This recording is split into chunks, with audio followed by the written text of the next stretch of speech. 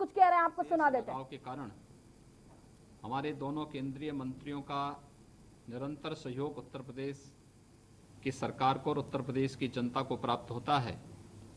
और आज इस संक्षिप्त कार्यक्रम को उन्होंने अपना अमूल्य समय अपनी व्यस्तता के बावजूद हमें दिया है। मैं सबसे पहले उत्तर प्रदेश सरकार की ओर से उनका हृदय से धन्यवाद देता हूं, उनका आभार व्यक्त करता हूं। मैं आज शारदीय नवरात्रि की जो तीसरी तिथि है, इस अवसर पर मैं सभी प्रदेशवासियों को शारदीय नवरात्रि की अपनी बधाई देता हूं। मुझे बहुत प्रसन्नता है कि आज प्रदेश में 377 पंचायत भवनों का लोकार्पण हो रहा है। 18,847 सामुदायिक शौचालयों का लोकार्पण भी हो रहा है। साथ साथ 21,414 का शिलान्यास और 35,058 सामुदायिक शौचालयों का शिलान्यास का कार्यक्रम भी एक साथ संपन्न हो रहा है। ये कार्यक्रम शिलान्यास और लोकार्पण का नहीं है। एक तो आदरणीय प्रधानमंत्री जी के प्रधानमंत्री गरीब कल्याण रोजगार अभियान को तेजी देने के लिए तिथि हम लोगों ने निर्धारित की थी कि हम प्रधानमंत्री जी के द्वारा घोषित अभियान को 100% सफलतापूर्वक आगे बढ़ा सकें। इसलिए एक निश्चित तिथि में इनके शिलान्यास के लिए एक तिथि आयोजित करेंगे और वह कार्यक्रम आज यहाँ पर चल रहा है। ये कार्यक्रम आज यहाँ पर आयोजित हो रहा है। इसके साथ ही ये भी हमारे लिए बहुत महत्वपूर्ण है कि ये कार्यक्रम केवल एक आयोजन नहीं है। स्वच्छ भारत मिशन में 2,61,00,000 से अधिक शौचालय उत्तर प्रदेश ने बनाए हैं और तय लक्ष्य से एक वर्ष पहले हम लोगों ने इसे प्राप्त भी किया है, क्योंकि 2 अक्टूबर 2014 से यह अभियान प्रारंभ हुआ था और 2 अक्टूबर 2019 तक इसे संपन्न होना था। पहले 2.5 वर्ष में जो गति थी बहुत कम थी। अगले 2.5 वर्ष के दौरान इस कार्य को पूरा करना था। हमारे सामने सबसे बड़ा चैलेंज था कि पहले 2.5 वर्ष में काम बहुत कम हो पाया था। अगले 2.5 वर्ष के लिए जो लक्ष्य हमारे सामने था, इसको कैसे हम पूरा कर सकें, और इसमें भी भारत सरकार की तरफ से लक्ष्य हमारे सामने आया कि इसे 1 वर्ष पहले ही संपन्न करना है। मैं प्रदेश के अपने सहयोगी मंत्रियों को और विभागों को, ग्राम्य विकास को भी, पंचायती राज को भी, कि भारत सरकार से जब भी हमने जो सहयोग मांगा हमें प्राप्त हुआ और अगले 1.5 वर्ष के अंदर ही हम लोगों ने 5 वर्ष के कार्य को पूरा करते हुए प्रदेश को पूरी तरह खुले में शौच से मुक्त करने में सफलता प्राप्त की। स्वच्छता की कीमत क्या हो सकती है? मुझे लगता है कि हमारे पूर्वी उत्तर प्रदेश से ज़्यादा इसके महत्व को दूसरा नहीं समझ सकता। स्वच्छ भारत मिशन के कारण इंसेफ्लाइटिस से मौत के आंकड़ों को हम लोगों ने 95% कम करने में मदद की है। जिन क्षेत्रों में सैकड़ों मौतें होती थी, खासतौर पर मस्तिष्क ज्वर से, आज वे मौत के आंकड़े न्यूनतम स्तर पर आ चुके हैं। ये स्वच्छ भारत मिशन और इसके कारण होने वाले स्वास्थ्य के व्यापक परिवर्तन के वे आंकड़े हैं जिन्हें मैं नहीं कह रहा हूं। आज यूनिसेफ भी इस बात को खुले मंच से कहता है कि स्वच्छ भारत मिशन ने कितनी ज़्यादा प्रगति की है। दूसरा, ये हमारे लिए रोजगार देने का भी एक बहुत महत्वपूर्ण माध्यम है और खासतौर पर रोजगार देने का माध्यम इसलिए, प्रदेश के अंदर जो लगभग 59,000 ग्राम पंचायतें हैं जहां सामुदायिक शौचालय निर्मित हो रहे हैं, यानी 59,000 के आसपास यहाँ पर इतने नए रोजगार सृजन होंगे। सामुदायिक शौचालय में महिला स्वयंसेवी समूह के माध्यम से एक महिला को वहाँ पर रोजगार भी प्राप्त होगा, यानी 59,000 के आसपास रोजगार एक साथ हम इसके साथ देने जा रहे हैं। साथ ही यहाँ पर जो ग्राम सचिवालय पंचायत भवन के रूप में बन रहे हैं। गांवों के सार्वजनिक कार्यक्रमों को, मांगलिक कार्यक्रमों को संपन्न करने और गांव के प्रतिदिन के रूटीन के कार्यों को भी संपन्न करने में इनकी बहुत बड़ी भूमिका हो सकती है। आने वाले समय में हम लोग सभी ग्राम पंचायतों को ऑप्टिकल फाइबर से जोड़ रहे हैं, यानी एक मिनी सचिवालय का काम, एक ग्राम सचिवालय का काम ये करेगा। गांव में ही आय प्रमाण पत्र, मूल निवास प्रमाण पत्र, जाति प्रमाण पत्र, ये सब तो बनेंगे ही, लेकिन साथ साथ बैंकिंग कॉरेस्पॉन्डेंट सखी के रूप में भी एक महिला को वहां पे रोजगार के सृजन की व्यवस्था। बैंकों में भीड़ नहीं लगे, बैंकों की भीड़ भी कम हो, बैंक अपने दूसरे कार्यों को और दूसरे बिजनेस को आगे बढ़ा सकें, यह महत्वपूर्ण है। लेकिन साथ साथ गांव में ही लोगों को पैसा जमा करने और निकालने की सुविधा प्राप्त हो सके, इसलिए बैंकिंग कॉरेस्पॉन्डेंट सखी ग्राम सचिवालय के साथ जुड़े इस एक बृहद कार्य को हम लोग आगे बढ़ा रहे हैं। लगभग 59,000 ऐसी महिला स्वयंसेवी समूहों से जुड़ी हुई महिलाओं को ये रोजगार भी गांव में ही प्राप्त हो सकता है। बहुत बड़ा कार्य होने जा रहा है। मुझे लगता है कि ग्रामीण स्वावलंबन और जो इस समय अभियान प्रदेश सरकार ने मिशन शक्ति का लिया है, जिसमें महिलाओं की सुरक्षा का भी है, महिलाओं के सम्मान का भी है और महिलाओं के स्वावलंबन का भी है, तो ये स्वावलंबन का एक कार्यक्रम उनकी सुरक्षा के साथ भी जुड़ा हुआ है, उनके सम्मान के साथ भी जुड़ा हुआ है और उनके स्वावलंबन के साथ भी एक कार्यक्रम जुड़ा हुआ है। इसके लिए मैं प्रदेश की सभी बहनों को अपनी शुभकामनाएं दे रहा हूं।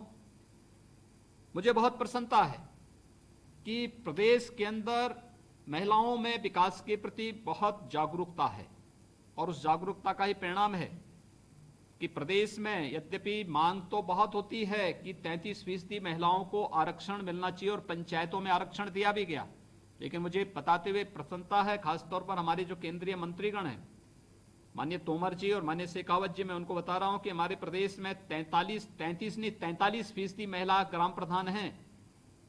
ये चीजें दिखाती हैं कि प्रगति की सोच महिलाओं के माध्यम से किस रूप में सामने आ रही है और इसीलिए संवाद के इस कार्यक्रम के साथ उन्होंने अपने अपने गांवों के बारे में और क्या क्या सुविधाएं उन्होंने गांवों में दी हैं, एक रुचि के साथ वह हमारे सामने आई, बातें सामने आई हैं।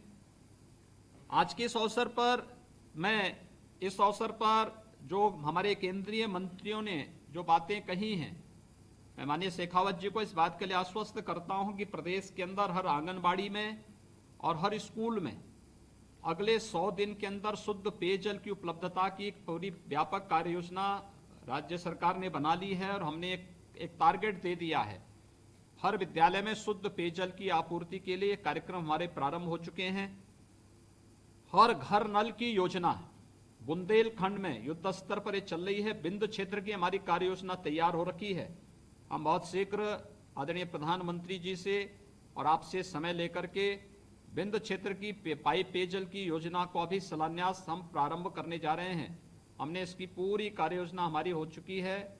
EFC हमारी लगभग संपन्न हो चुकी है। हमारे एडिशनल चीफ सेक्रेटरी जो फाइनेंस के हैं उनको थोड़ा कोविड पॉजिटिव के इस समय बहुत कोविड पॉजिटिव हुए हैं, इसलिए थोड़ा कार्य इस समय रुका है, लेकिन सामान्य रूटीन के कार्य हमारे निरंतर चल रहे हैं और हम शीघ्र इस कार्यक्रम को आगे बढ़ाएंगे।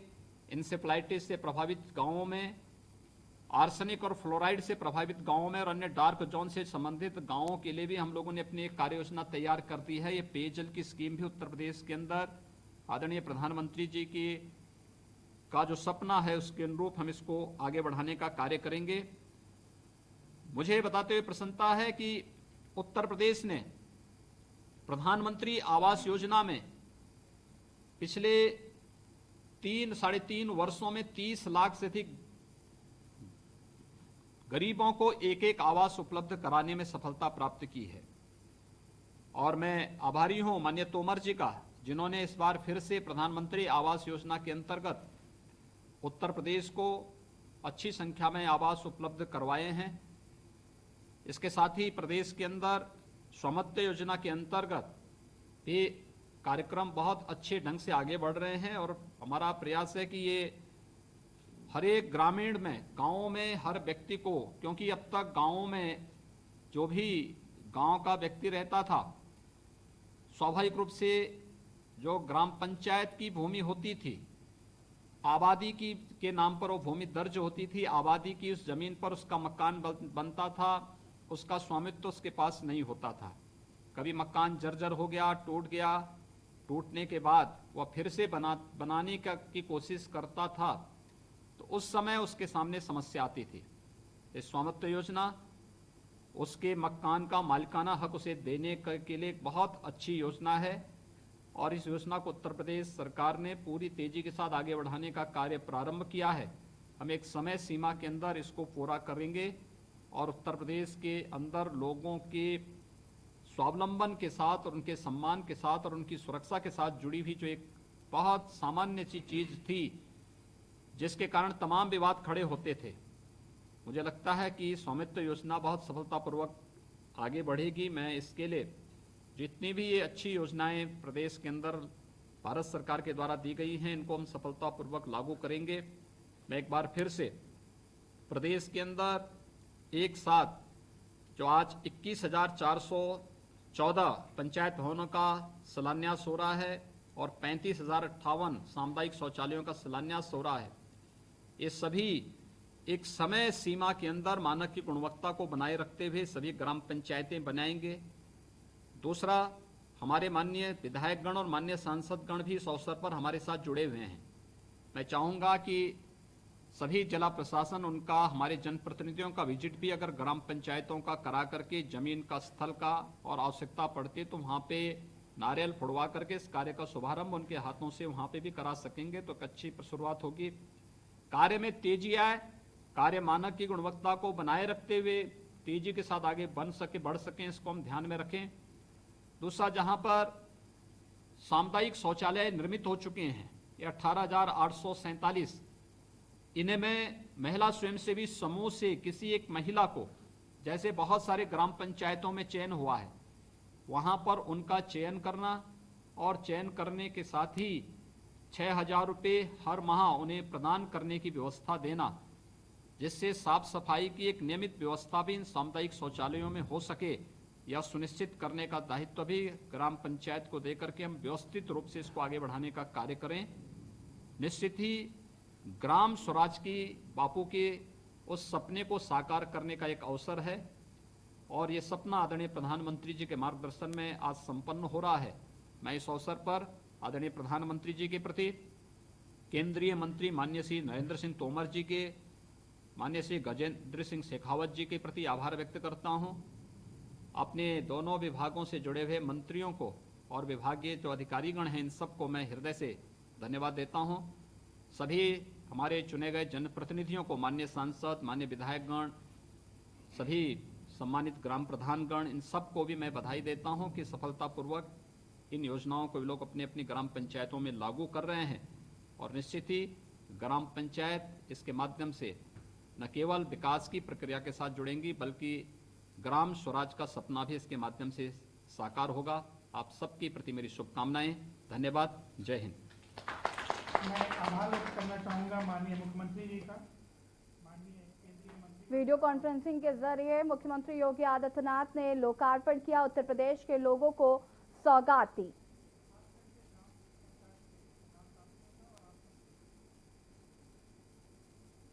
और अब आपको दिल्ली ले चलते हैं, जहां पर प्रधानमंत्री नरेंद्र मोदी क्या कुछ